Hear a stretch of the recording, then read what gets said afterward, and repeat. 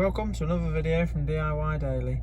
Today we've got 2014 Volvo XC60.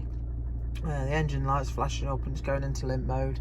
As soon as you stop the car, restart it, it's back to normal again until you sort of boost it, and then it'll flag the code up again. We've plugged it in and we've got the fault code P00BD, which is relating to the airflow too high, it's saying there. So we'll have a look into that and let you know the outcome.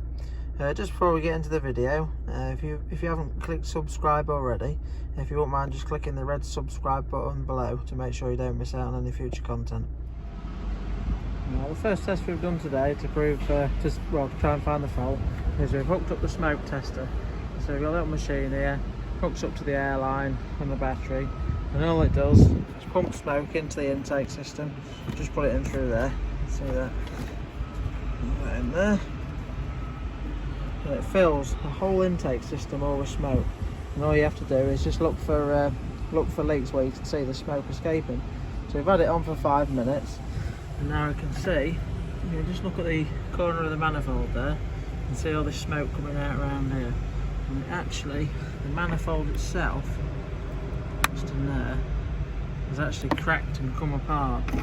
That's the reason it's drawing excess air in. So just going to need a new manifold on this Volvo today. So hope that helps you. But if you see if you can get that code coming up, it's worth just checking that.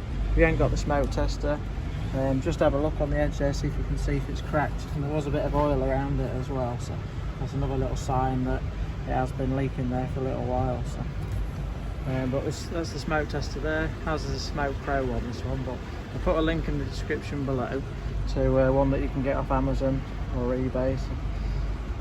So, thanks for watching, and we'll put another video on of the fix later on. So thanks again. Bye.